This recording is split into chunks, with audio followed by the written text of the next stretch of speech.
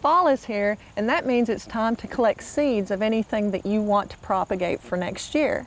It's best to do that on a dry, sunny day, and you want to look for seed heads that are brown and papery in most cases, and we'll talk about another one in a minute. These are blackberry lily seeds. They're quite large and easy to handle, and so you just wait till they're this stage and you just snip them off. Now, people recommend you use a paper bag, and I recommend that as well. But I collect a lot of seeds, and I like to recycle plastic. So I use plastic bags, but I put in silica gel and I don't completely seal them. If you use Ziploc bags, never completely seal them because the moisture trapped inside the seed will make them mold.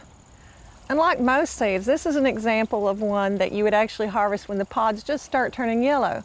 And this is actually a balsam impatient, also known as a touch-me-not. And the reason is because when these ripen, if you just barely touch it, the seeds pop out.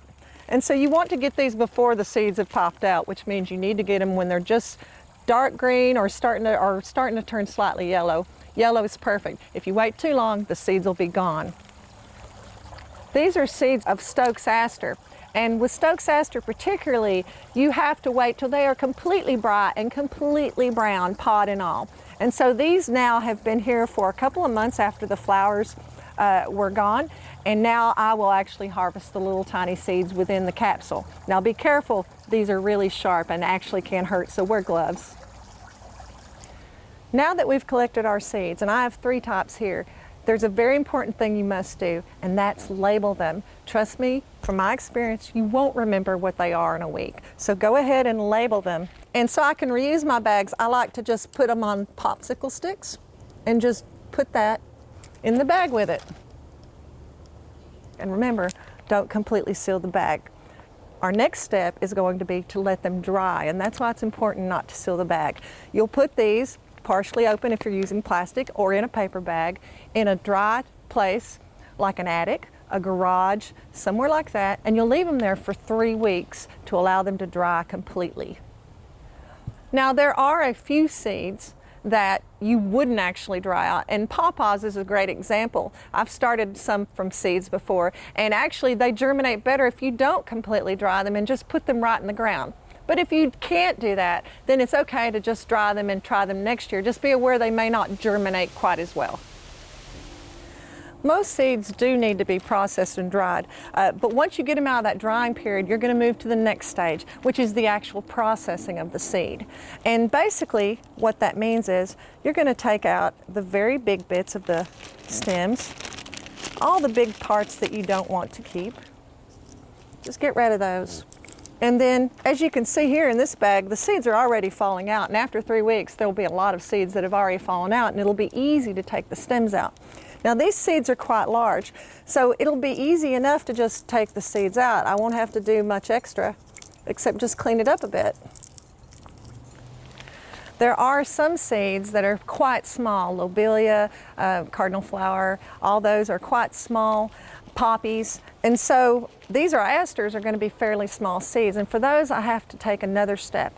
And what I do is I sift out the bigger parts. Well, I pick out the bigger parts first, but then I'll just actually open this seed pod out over a screen or a sifter, and you could use a flour sifter or something like that for this.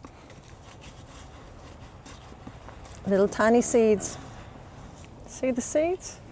Those little tiny bits are seeds. Now I might actually pick all these out or use a different size screen than I have today, but you can see that some are so small they've made it through all the way through this fine screen right into the bowl. Final step is you're going to store these, whether you're trading them to friends or you're going to plant them and just aren't ready to do so yet, waiting for spring, then you just will store these in a coin envelope. And you can get these at office supply stores, online at Amazon, but a paper envelope, even a regular business envelope works just fine. And all you do after you've labeled it, so you know what it is you just pour them in there. I missed a few, but I'll get them. They're big enough seeds, so this is pretty easy to do. If you're using really small seeds like our asters, then you're actually going to use a funnel for this step. After you've put your seeds into your envelope and made sure it's labeled, you'll want to go to the next stage, which is chilling. Chilling increases the seed viability for up to 75%, and I have seeds from 2 or 3, 4 years ago that I've collected, and I can still put them out and get plants from them. So you want to put them in a fridge if you have the space, and if you don't have fridge space, then just make sure it's a dry environment where they'll be chilled. A basement that's dry, or a garage that's dry but not too insulated or heated, because you don't want them to wake from dormancy until you're ready to plant them. Now that you know how to collect seeds of your own, there's nothing stopping you from expanding your own garden on the cheap. For inspiring garden tours, growing tips, and garden projects, visit our website at volunteergardener.org or on YouTube at the Volunteer Gardener channel, and like us on Facebook.